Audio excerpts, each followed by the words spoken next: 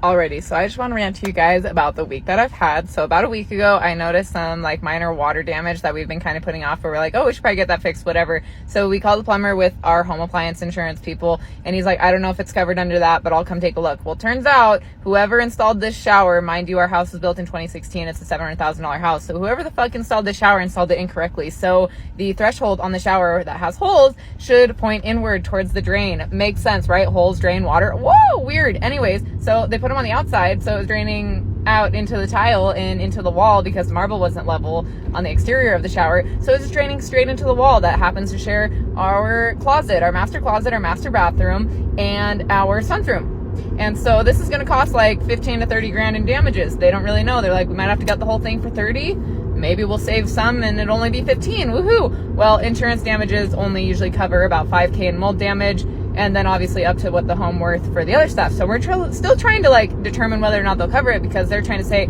oh, you bought a bad house, so how is that our fault? Why should we have to cover it? And we're like, oh, awesome, insurance is so fun. Anyways, so our son, who is autistic and very low functioning, we're trying to figure out why his immune system always sucks. He is constantly sick, and like, it'd be normal if he went to daycare.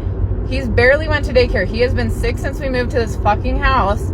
All the time, like twice a week, always sick. And I always thought, oh man, they weren't kidding when they said kids are germ balls. But then we had a newborn, and the newborn doesn't even get sick as much as the 2-year-old. And I'm like, dude, he doesn't even go anywhere. I stay home. Like, he got pulled out of daycare for 8 weeks and he was sick every single week. So like, where the hell is he getting this shit, right? Anyways, so now we get the mold reports back from this like water damage that we've been having going on. And sure enough, there is like one of the airborne types of mold is in there, and it is pretty gnarly on a kid, right? It also causes neurological symptoms. It causes like issues with the neurological function. So weird, not good.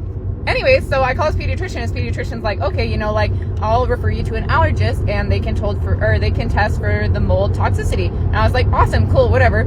Well, the allergist was scheduled out for 2.5 months. Go us, right? Go figure, duh. Anyways, so I start calling around. I'm calling all these different like Instacares, ERs, whatever. No one wants to do it. Well, I sit on hold with this secretary for an hour to find out if they can do it.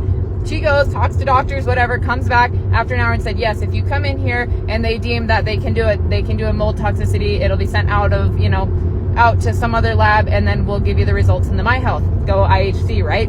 Anyways, we get there, and this doctor, like, I wait 45 minutes to get back there. They put me in a room. I fed my kid a banana crackers, spaghetti, and changed his diaper. We were there for like an hour 20 before the doctor even bothered to come say, hey, what's up? And I told him, and he pretty much told me I was stupid, and the CDC doesn't recommend us even testing for mold, so it was my fault for finding this really bad mold, and that he's not going to test my kid.